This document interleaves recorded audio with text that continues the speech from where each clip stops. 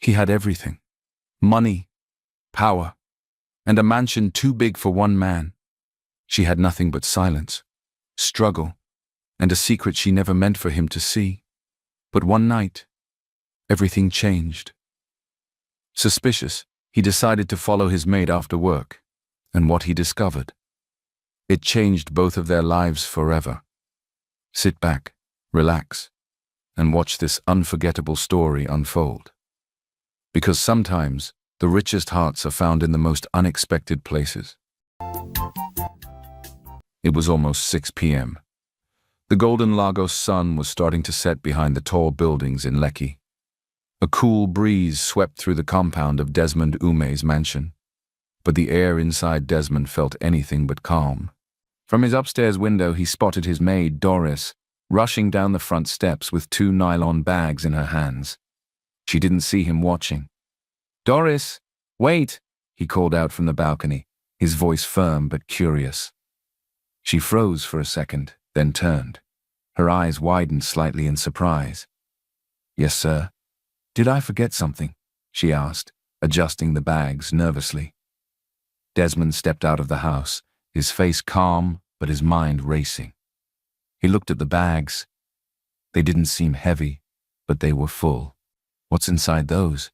he asked quietly, keeping his eyes on her face. Doris gave a small, unsure smile. "Just some things I picked up at lunchtime. Groceries." He didn't answer immediately. He studied her. Something didn't feel right.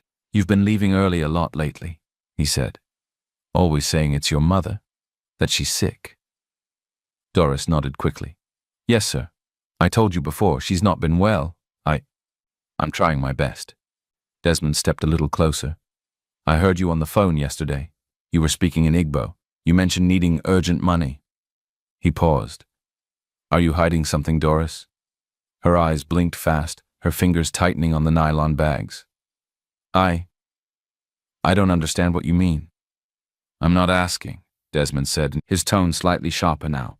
"I'm telling you, something's going on." The space between them felt heavy. For a few seconds, neither of them spoke. Doris looked down, then slowly lifted her chin. "Sir, if you don't trust me, maybe you should find someone else to clean your house." And just like that, she turned and walked out the gate. Her sandals made soft sounds on the pavement as she disappeared down the street.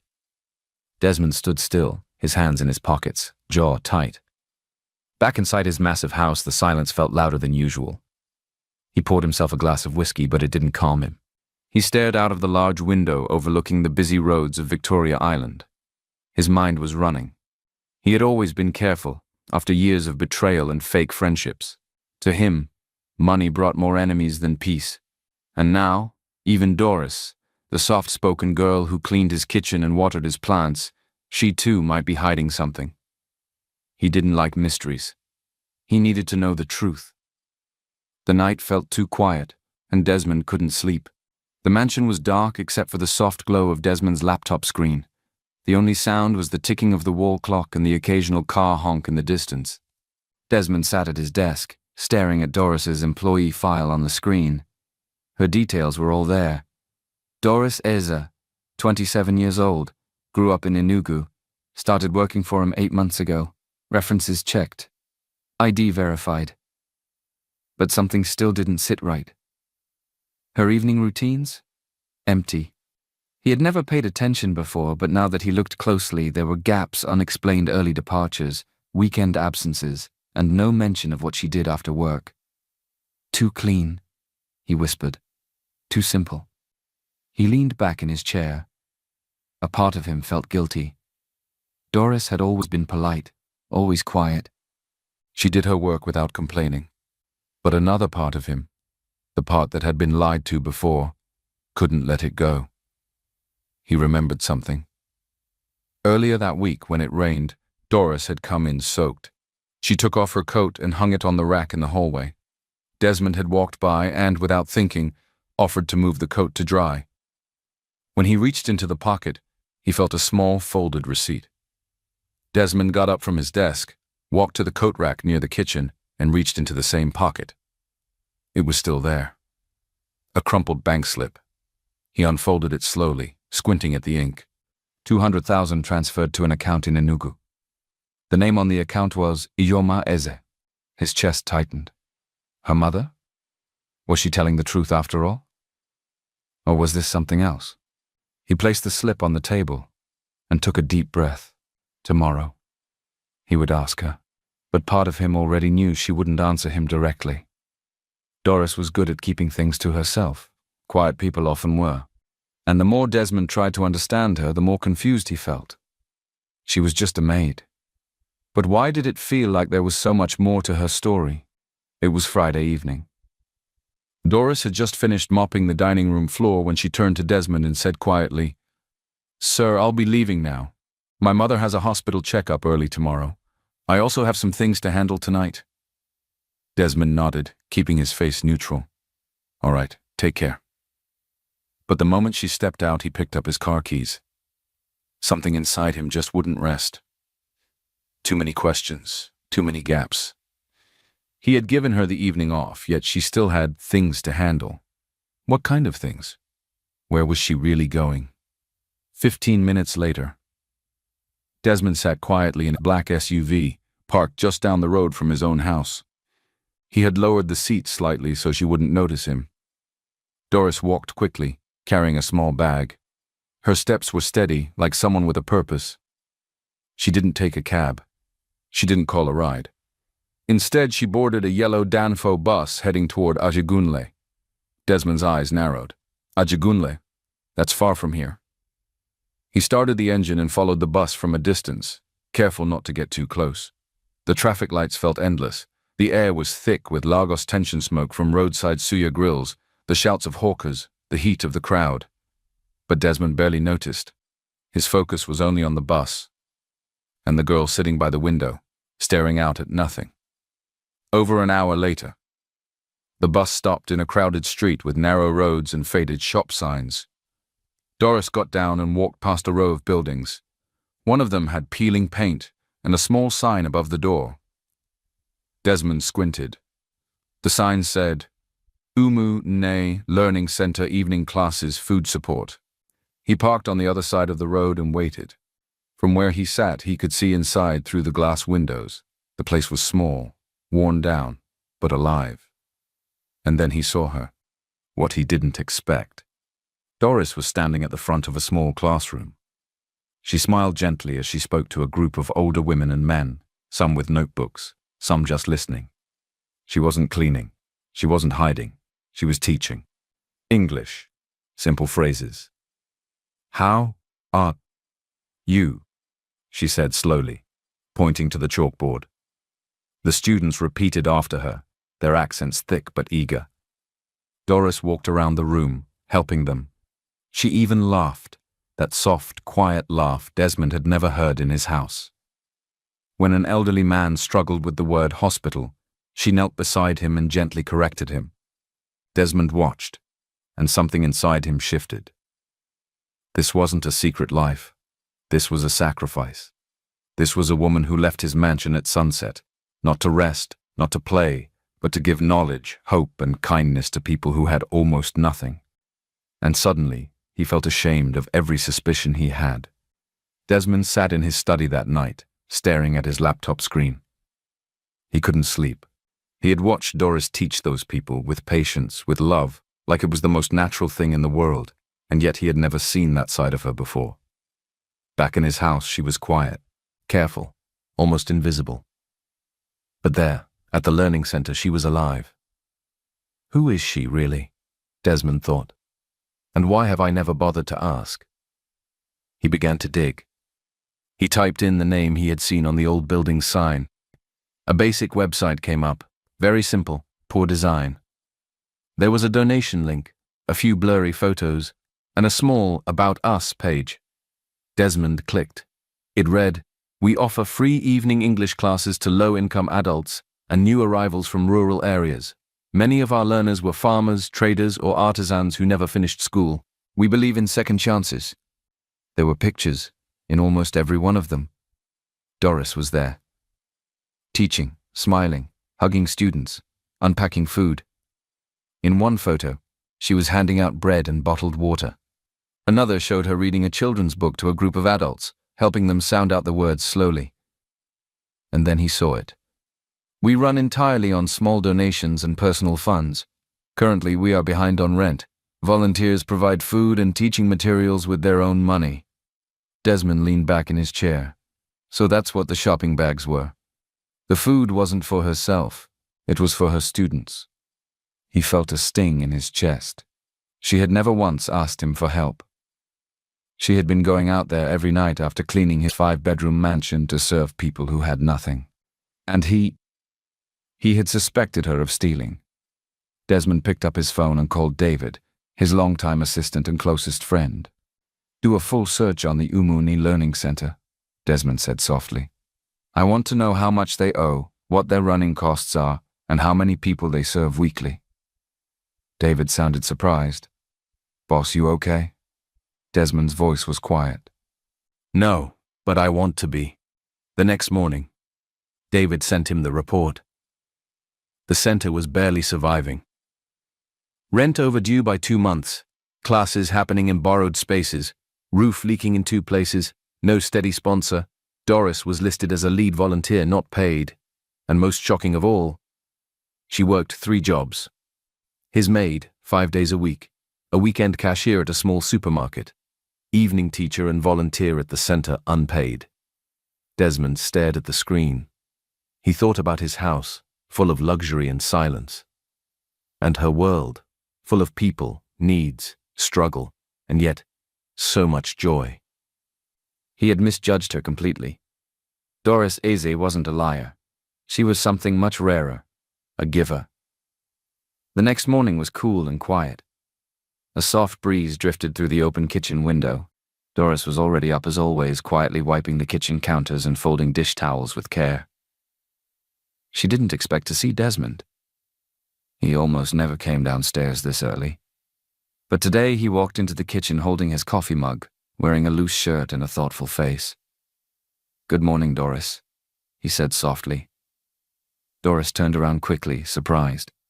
Good morning, sir. I was just finishing here. I'll get out of your way. Desmond didn't move. Actually, could you sit for a moment? I'd like to talk to you. She paused, then nodded slowly and wiped her hands on her apron. She sat on the edge of the dining chair, unsure what this was about. Desmond sat across from her, took a slow sip of his coffee, then looked her in the eye. I know about the Umuni Learning Center. Doris froze. For a moment her breath caught in her throat. Sir, don't know what you mean. I followed you, Desmond said quietly, the other night, when you said you were working late. He looked down, a little ashamed. I didn't trust you. I thought maybe you were hiding something, and I was right, but not in the way I expected. Doris's eyes began to water. You followed me? Desmond nodded. I saw you teaching, helping those people, carrying food, speaking kindly, smiling. I've never seen you smile like that here. Doris looked down at her lap, her fingers trembling. I wasn't trying to hide it. I just didn't think it mattered. It matters, Desmond said. Silence settled between them for a moment, but it wasn't uncomfortable. Desmond leaned forward. I read about the center. I saw the photos. I know you work there every evening. I know you also clean houses downtown and do weekend shifts at a grocery store. All of that, just to keep that center alive. Doris wiped her eyes with the back of her hand. I couldn't just leave them, she said quietly. Most of them never had a chance to learn. They were farmers, builders, tailors. But they're proud. They want to learn English so they can work, or speak to doctors, or just feel like they belong. Desmond said nothing. He just listened. Doris continued, her voice cracking.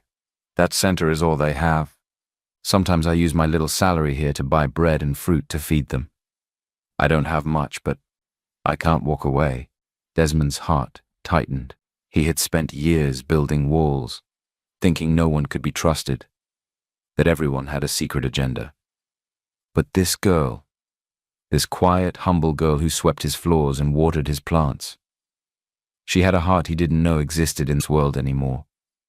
Doris, he said softly, You've given more than most people who have 10 times your salary."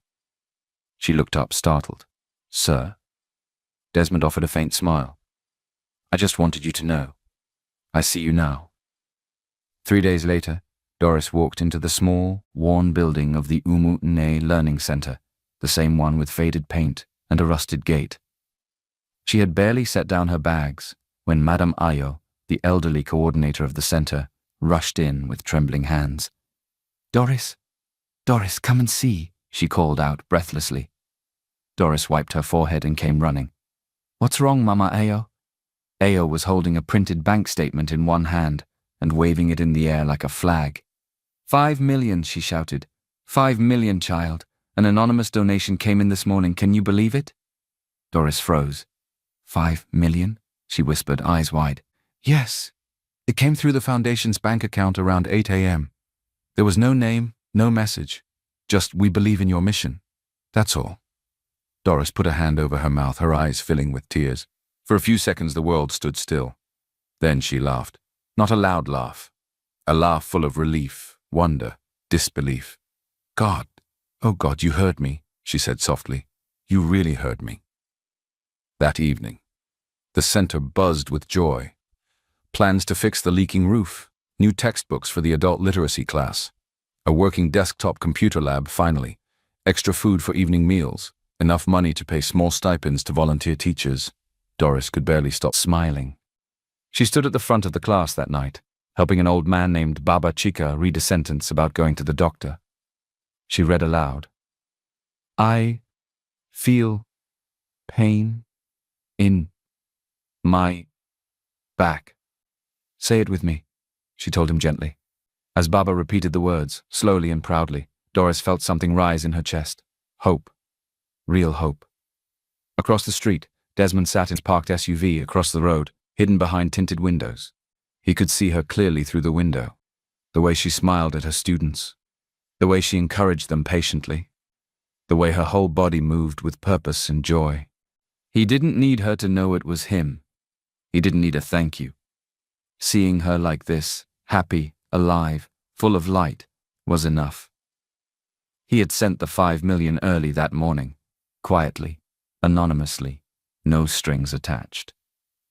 And now, watching her from the shadows, Desmond felt something warm settle in his chest, the same warmth he used to think money would give him. But it never had. It started with little things. Desmond began spending more time at home, not because of meetings or calls or stress, but because he found himself wanting to be around. Around her. Around Doris, the woman he once barely noticed beyond her chores.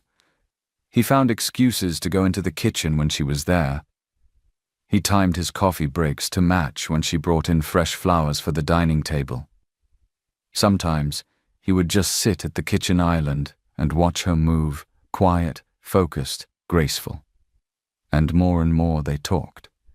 Not just about cleaning or groceries or keys misplaced, but about life. One Tuesday afternoon, Desmond walked into the kitchen with 2 mugs of tea. "Here," he said, offering one to Doris. "It's ginger. I thought you might like it." She blinked, surprised. "Thank you, sir." He smiled. "Please, call me Desmond." She hesitated. "Okay, Desmond." They both chuckled softly at the awkwardness. They sat in silence for a moment, sipping tea. Then Desmond spoke. "Can I tell you something I've never told anyone here?"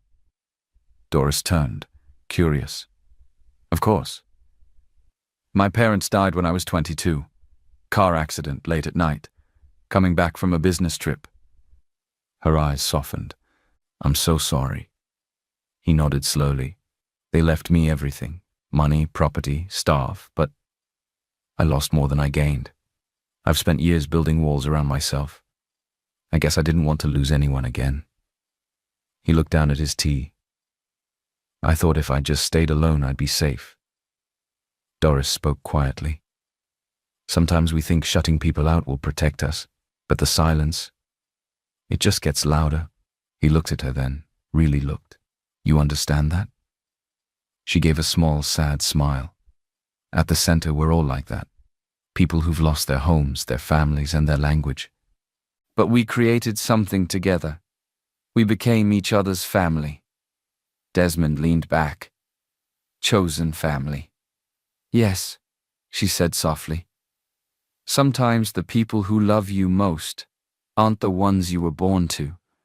They're the ones who stay when you have nothing. That night, Desmond sat in his study with the lights off, thinking about Doris's words. He thought about the way her eyes lit up when she spoke about the center. He thought about how she had given strangers her time, her energy, her love without ever expecting anything back. He had never met anyone like her. And now, without even trying, she had started to heal something inside him. The sun hadn't fully risen yet. The house was still quiet, wrapped in that gentle stillness before the Lagos noise came alive, car horns, street hawkers, and impatient bus conductors. Desmond rubbed his eyes as he walked into the kitchen, hoping to make himself a cup of tea. But someone was already there. At the small table by the window sat Doris, still in her wrapper, surrounded by books, loose papers, and a half-empty biro. A small, rechargeable lamp glowed softly on the table. She didn't notice him at first. She was writing intensely, lips moving slightly as she read from a handwritten page. Desmond cleared his throat gently. Doris looked up, startled. "Oh, good morning, sir. Sorry, I didn't hear you." He stepped closer, curious. "What are you working on?" She tried to gather her papers quickly. "It's nothing important, just something I'm trying to finish." Desmond smiled, not unkindly. "Doris, you're writing a research paper at 5:30 in the morning. That doesn't look like nothing." She hesitated, then sighed and gently set her pen down. "I'm writing my final thesis," she said. "For school." Desmond blinked. "School? I didn't know you were studying." "I attend evening classes at the community center after volunteering," she said quietly. "I'm trying to earn my diploma from Lagos City College." He sat down across from her. "What's your thesis about?" Doris hesitated again, her fingers brushing over the cover page. Then she pushed it toward him. Desmond read the title aloud. "Invisible Brilliance: Why Skilled Nigerians from Rural Areas Are Forced into Survival Jobs in the City." He looked up surprised. "This is impressive." Doris gave a shy smile. "It's something I've seen too many times. People who are engineers, bakers, tailors in their hometowns, when they move to the city, no one respects their skills anymore. They don't speak enough English, so they end up sweeping floors or selling on the roadside." Desmond nodded slowly. "I've seen that happen too." Doris continued, her voice steady now. "My friend Mama Chi was a trained midwife in Owerri. But here in Lagos, she cleans offices. Another man I know, Uncle Bala, used to fix generators and radios back in Kogi. Here, he pushes a wheelbarrow in the market." Her eyes darkened a little. "It's not that they're lazy. They're talented, brave, hard-working. But the system doesn't see them." Desmond looked at her, deeply moved. The way she spoke, calm, clear, passionate, it was like a fire had been quietly burning inside her all this time. "You've really thought this through," he said. Doris looked down. "It's personal. Most people think I'm just a maid. But I want to build something better. I want to start programs that help people get their dignity back. Not from scratch, but by building on what they already know." Desmond was silent for a long moment. Then he said softly, "Doris, you're not just helping people. You're trying to change an entire system."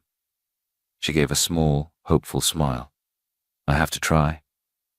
That morning, as Desmond returned to his room, the echo of her words stayed with him. Invisible brilliance. That's what she had called it. And for the first time in a long time, he felt like he had just met someone truly extraordinary. The day after their early morning conversation, Doris continued her usual routine, sweeping the sitting room, dusting bookshelves, preparing breakfast. But something felt different. There was a quiet awareness between her and Desmond now, a softness in his tone, a kindness in his eyes. She noticed it in the way he paused before leaving the room, the way he asked questions and waited for her full answers. That afternoon, while she arranged fresh flowers in the dining room, Desmond walked in with something in his hand. A file, neatly labeled. He stood beside the table and gently placed it in front of her. "Doris, I've been thinking a lot about what you said, about your thesis, your ideas." She looked up, confused. "Sir?" Desmond smiled. "I run a foundation. You probably didn't know. It's small, but we focus on education, youth development, and supporting underrepresented communities." She nodded slowly.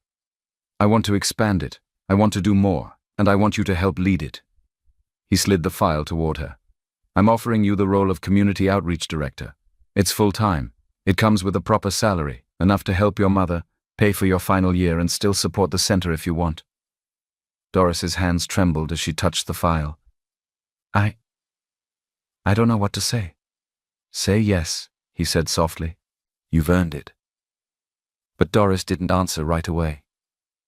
She sat down slowly, her thoughts spinning, her heart heavy with emotions. She had cleaned this house for months. She had taught English under leaking roofs.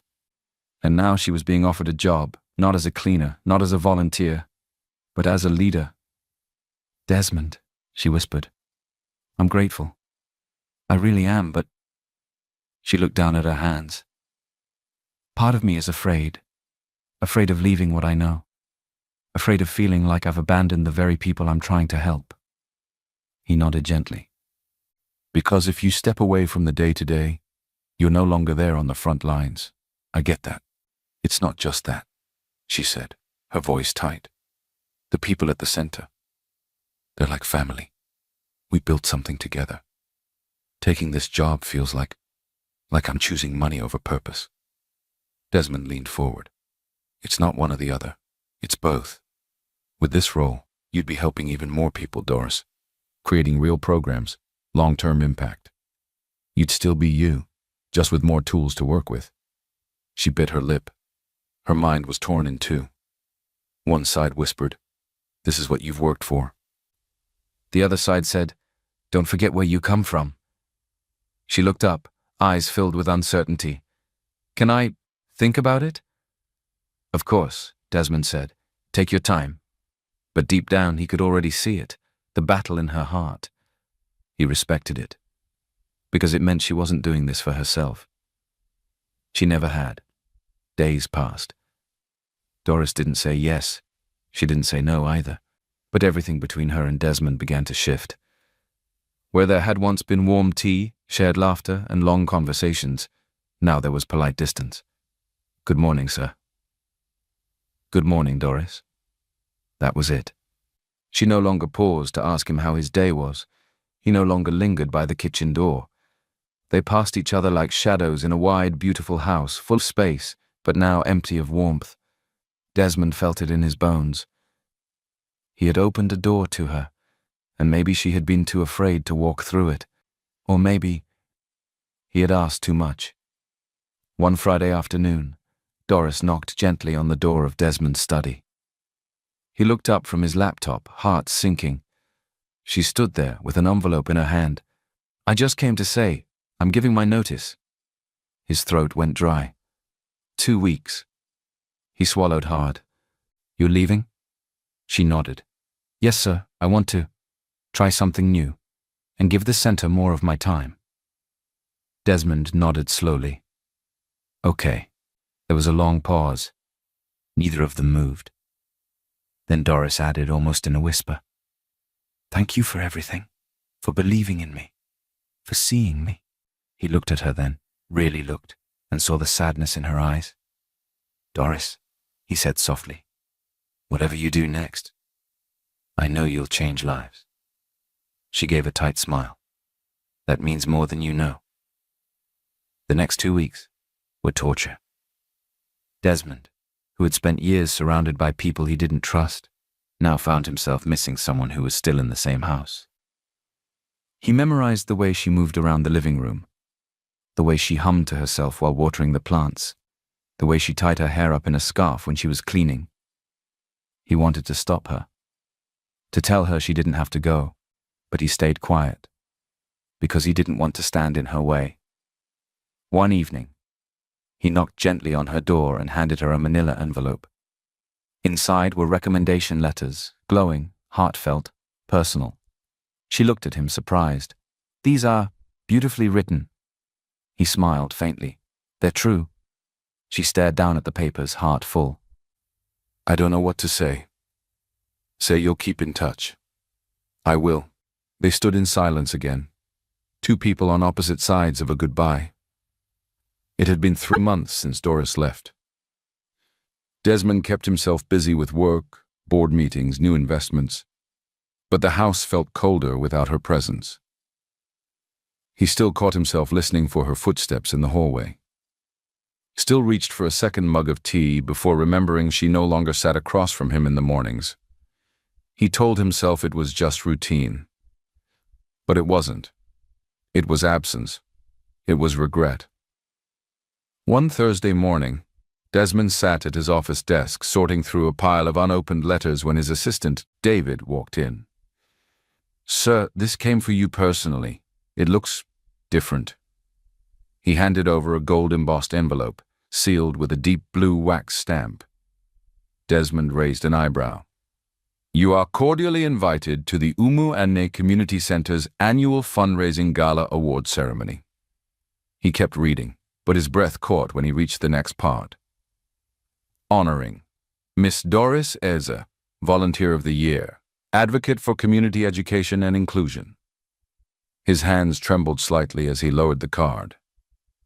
David noticed the look on his face. "Should I RSVP now?" Desmond stared at the invitation for a long moment. "No," he said softly. "Tell them. I'll be there." Gala night, weeks later. The community center had been transformed. String lights hung from the ceilings. Round tables were covered in white cloths and decorated with paper flowers handmade by students. Laughter and warm greetings filled the air in many languages: Yoruba, Igbo, Hausa, even Pidgin. Doris moved gracefully between guests, checking on final details. She had never looked so confident or so free. When the room began to fill, one of the elderly women called out to her, "Doris, look who just walked in."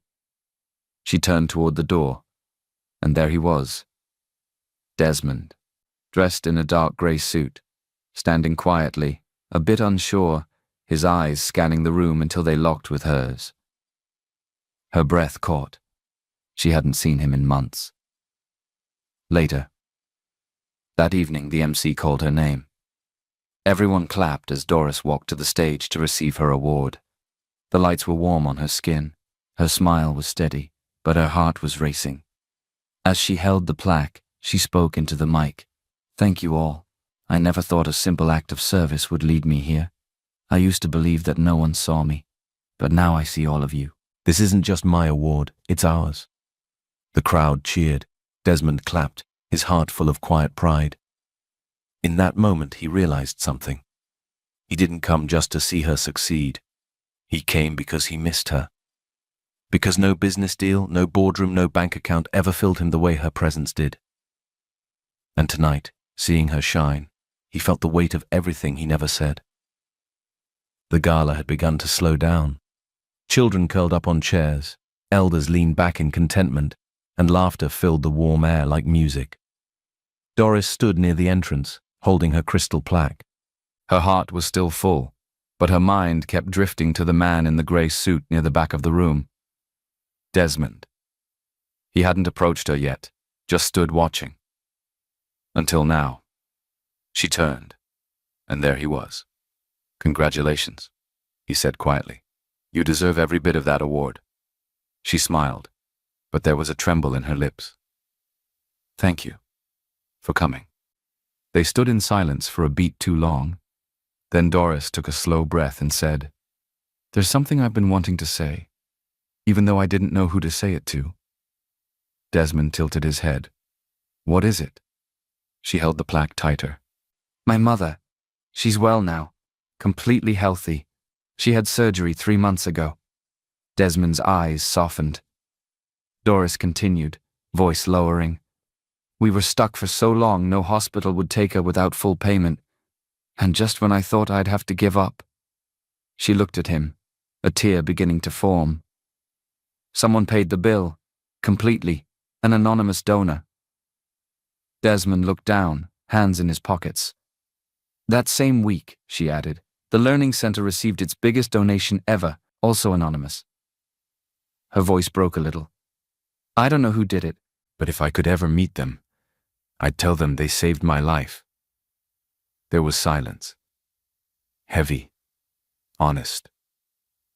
Desmond looked up slowly, and for the first time in months, the walls around his voice finally cracked. Doris. It was me. She blinked. What? He stepped closer. I followed you that night when you left early. I thought you were stealing from me. Her mouth opened, but nothing came out. I saw you get off the bus. I saw the center. I saw you teaching, feeding people, smiling like I'd never seen you smile before. His voice shook, and I realized in that moment I was wrong, so wrong, about everything. Tears welled up in her eyes. I made the donation, for your mother's surgery, for the center, because watching you that night, seeing the way you live, how much you give, it changed me. She stared at him, the truth settling in piece by piece. You did all that? Without telling me? I didn't want credit, he said softly. I just wanted to help. I wanted to feel like for once I was doing something that mattered. And why tell me now? Desmond's voice dropped. Because I couldn't keep standing in the back of the room pretending I don't care. Because I do, Doris. I care so much it scares me. Her hands trembled. I didn't ask for charity, Desmond. It wasn't charity, he whispered. It was love. Silence fell again, but it was different this time. Not heavy, just full. Of feeling, of truth, of two hearts finally laid bare. Doris stood there, clutching her award as Desmond's words hung in the air. It wasn't charity, it was love. But she didn't smile. She looked down, shook her head slowly. I don't know how to feel, she whispered. Desmond's face fell. Doris, you paid my mother's hospital bill, funded the center, gave me a job offer, and I didn't even know. I thought I was building something on my own with my own two hands. You were, he said firmly. Everything you've built is yours. She looked up, eyes wet now. Then why does it feel like I've just found out someone was holding the ladder the whole time? He stepped closer, his voice soft and steady. Because I saw you climbing, alone, and I couldn't just watch anymore. Doris bit her lip. Her voice trembled. I've spent most of my life being rescued or used by people who only stepped in when it served them. So forgive me if I don't know how to accept help that isn't a trap. Desmond's eyes darkened with emotion. I'm not here to control you, or to take credit. I did what I did, because you changed me. She blinked, confused. What? I was a man who trusted no one. Not after what life took from me. Not after watching people turn kindness into weakness. He took a breath. But you helped people with nothing to gain. You gave your time, your energy, your food, your heart, to people who didn't have a voice, and you never asked for anything back. His voice cracked. You made me realize how empty my world was, how full it could be. That's not pity, Doris. That's admiration. That's love. Doris stood frozen, unsure of what to do with so many words, so much truth. She looked at him, searching his eyes for something false, but found only honesty. Only ache. Only love. A long pause. She turned away for a moment, hugging the award to her chest. I was afraid, she said quietly, that if I let you help me, I'd lose the part of myself I worked so hard to protect. He stepped forward slowly. And now? She turned around, her voice barely above a whisper. Now I'm afraid of what happens if I don't let you in. For the first time since that night he followed her bus, Desmond smiled, a real, open, hopeful smile. Then let's figure it out. Together. And as the music from the gala played softly in the background, two people who had once lived on opposite sides of the world Money and survival, silence and service stood face to face. And the space between them was finally closing. The lights outside the community center glowed like soft stars under the Lagos sky. Desmond and Doris stood near the back entrance, just out of view, surrounded by the quiet hum of the night. She still held her plaque. He still held her gaze. And for the first time in a long, long time, neither of them were pretending anymore. Desmond took a step closer. "Doris," he said slowly, "I didn't come here tonight just to say congratulations." She raised her eyes. "I came because I couldn't keep pretending this was something casual, that what I feel is something I can hide." She said nothing, but her heart was pounding. "I don't want to just date you," he continued. "I don't want dinner and movie conversations and see you next weekend kind of love." His voice softened. "I want to build something, a life, a mission, a partnership, you and me, helping people, lifting others, building a world where no one has to fight alone like you did." He took her hand. "I want to be your partner in purpose, your partner in everything." Tears welled up in her eyes, and her breath caught. Desmond smiled gently, hopeful. "What do you say?" Doris didn't answer right away. She leaned in, slowly, naturally, and pressed her lips softly to his. It was sweet, quiet, real. When she pulled back, her eyes were shining. "I say yes," she whispered. He exhaled like he hadn't breathed in years. "But first," she added, wiping a tear from her cheek, "you have to come meet someone." Desmond tilted his head. "Who?" She grinned. "My mother, in Enugu." He laughed, surprised. "Should I be nervous?" "Very," she said, playful now. "She has opinions and questions." Desmond took her hand again and nodded. "Then let's go to Enugu." And just like that, under the faded bulbs of a humble center that had once been on the brink of closing, two lives came together. Not through money, not through pity, but through love and purpose and the courage to start again. 3 months had passed since that quiet night outside the gala. Desmond kept his word. He traveled to Enugu, sat in a small living room filled with colorful wrappers, plastic chairs, and curious aunties, and answered every one of Mama Isa's questions. He ate pounded yam too slowly. He said "N" when he should have said "Yes, Ma." He called her Mama and meant it. By the end of the weekend, Mama Isa smiled and said, "He's too skinny, but his heart is full. That's enough." Now the wedding day had arrived, and it was happening in the place where everything began, the learning center, but it didn't look the same. The broken walls had been painted soft white. Colorful murals of alphabets, books, and smiling faces covered the side walls, all painted by the students themselves. There was now a digital lab with 10 computers, a new classroom, fresh ceiling fans, and children ran around laughing, holding paper flowers and ribbons in their hands. Under strings of fairy lights, between rows of folding chairs draped in fabric, Doris stood at the back of the hall in a dress passed down from her grandmother, simple lace, soft yellow, fitted perfectly to her small frame. Her mother adjusted her veil with shaky fingers, eyes shining.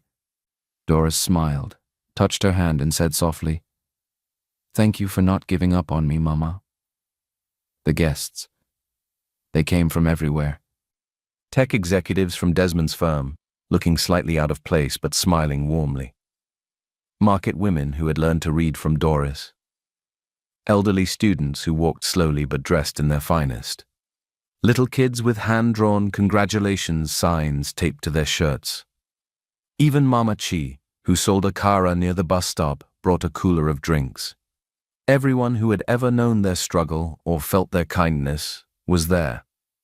There were no flashy flower arches, no chandeliers, no wedding planner, just a wooden platform decorated with baby's breath and white fabric and a borrowed keyboard playing soft gospel tunes. Desmond stood at the front in a crisp black suit, smiling so hard his cheeks hurt.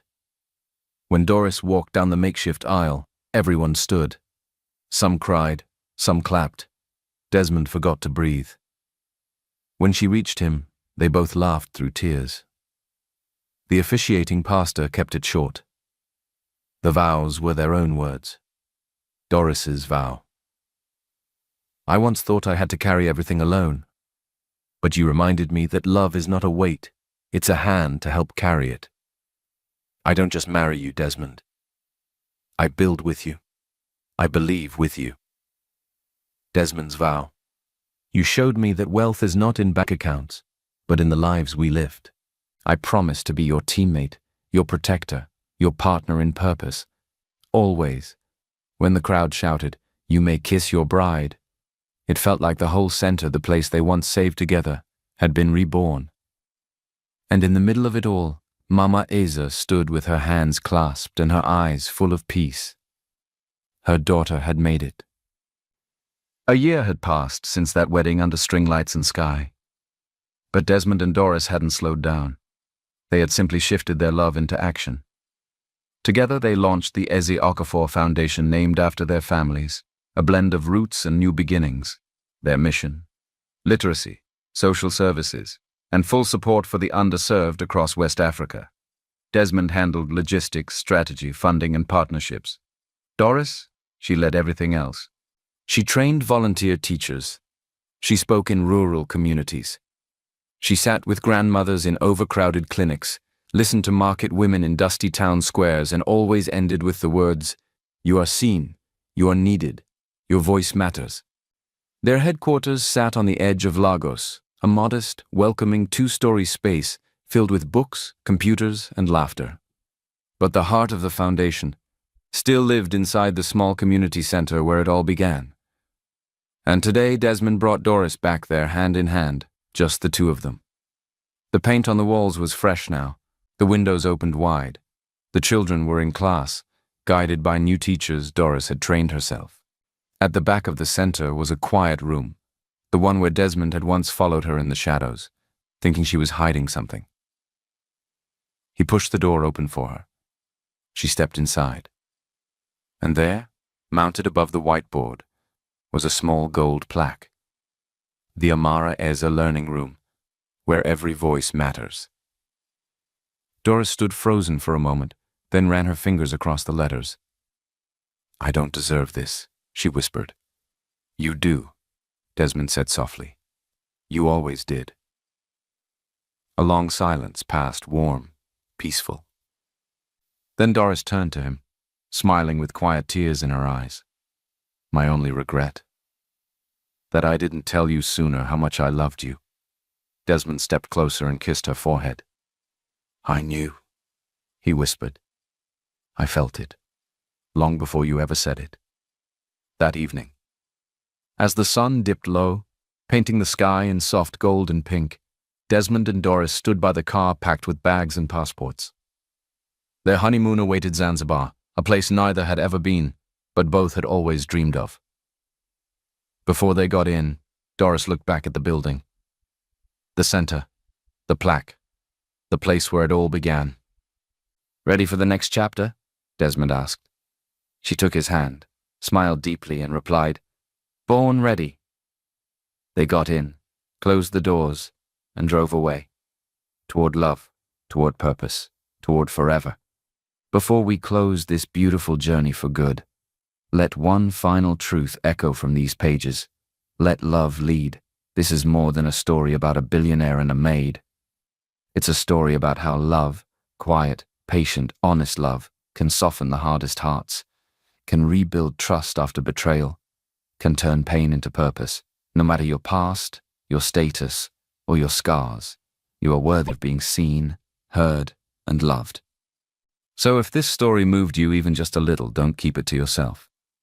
Share it with someone who still believes in second chances. Subscribe so you don't miss the next powerful tale. And remember, love can overcome even the thickest walls if we dare to let it in. Until the next story, keep believing, keep building, keep loving.